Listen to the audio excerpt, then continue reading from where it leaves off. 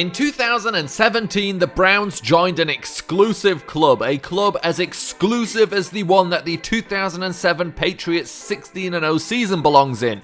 As you know, unfortunately, their club is on the other side of that coin, as they joined the 2008 Lions 0-16 club. But the real question is, when you have two teams that do as badly as you possibly can in a single season, which of those teams is the worst of all time? Today, I will try and answer that. Before we move on, if you are new to the channel, feel free to subscribe. We're trying to reach 50,000 subscribers before my birthday in March, and I'd really appreciate it if you helped out with that. Let's start by looking at the numbers. In their winless season in 2017, the Browns lost by an average of 11 points per game, scored less than 10 points on 4 occasions, and allowed more than 30 points in 6 games. They did take 2 games to overtime, which is worth acknowledging, and they finished the season dead last for points scored and 31st in the league for points allowed. The 2008 Lions lost by an average of 15.5 points per game, so 4.5 more, but only scored less than 10 points on 2 occasions, but allowed more than 30 points a whopping 11 times that season.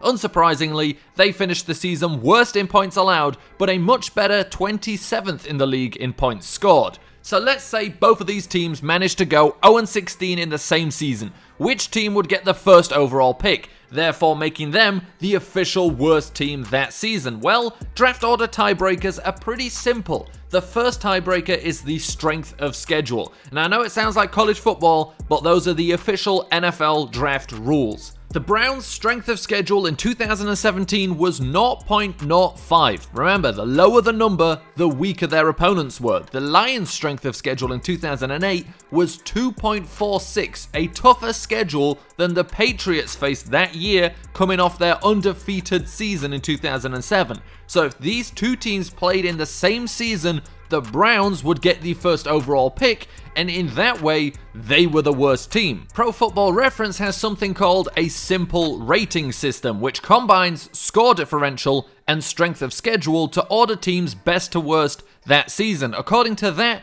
the Browns were still in 32nd place, but the Lions were actually 31st that year, ahead of the 2-14 Rams in 2008. It's an incredibly simple system, but what it means is that the Lions were in more close games with better teams than the Rams that year, so technically weren't the worst team in the NFL, even if their record, of course, made them the worst team in the NFL that season. Right, so now you may say the Lions look better than the Browns from what I've said, but we've not even covered half the story yet. Statistically speaking, for the season, the Lions were significantly worse, ranking in the bottom 5 in all rankings for offense and defense except for passing yards, where they finished 24th.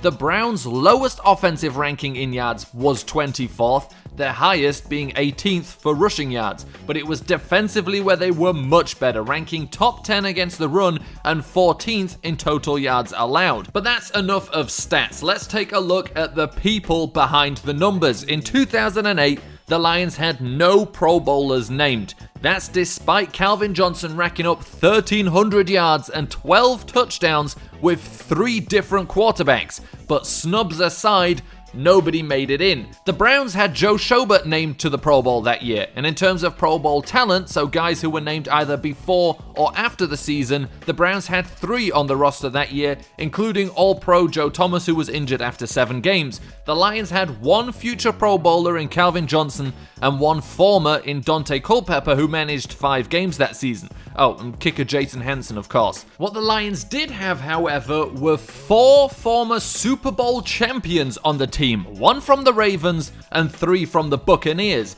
4 guys from Super Bowl winning teams that were stacked with future and now current Hall of Famers were complicit in allowing the Lions to go 0-16. Now, if you want to acknowledge punters as actual members of the team, then the Browns too had a Super Bowl champion on the team. But what's interesting is that all but one of those ring holders called 2008 their last season, with the last player making it 2 games and no starts into 2009 before calling it a career himself. Taking a closer look at the starters from those teams, the Lions had 3 first-rounders on offense and 1 on defense, and were starting 5 former undrafted free agents on defense. The Browns had 3 first-rounders on offense and another 3 on defense. But the biggest difference between these two rosters is age and experience. The 2017 Browns roster had an average age of 24.6 with under 2 years of experience in the league on average, whereas the Lions had an average age of 27.5 with over 4 years of experience. Now that's a whole lot of information, but allow me to conclude and select the team which I think is the worst of the two 0-16 teams.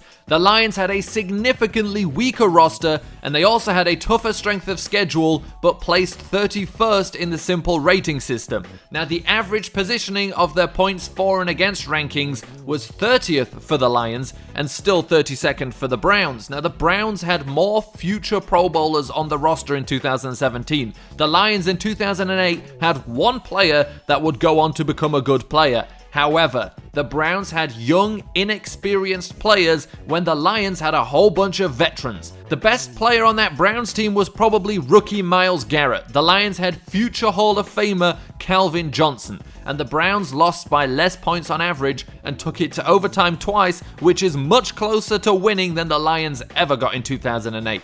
Now, if you count those up, I have 4 points in favor of the Lions being the better team and 3 in favor of the Browns. On a personal opinion level, I do think that the Lions in 2008 were a better team than the Browns in 2017. And statistically speaking, in terms of the difficulty of the opponents they faced and all of those who they lost to, the Browns were the worst team too. So I'm concluding that the 2017 Cleveland Browns are the worst 0-16 team of all time, ranking below the original champions, the 2008 Lions. But I'm also interested to hear what you think. Let me know, leave a comment.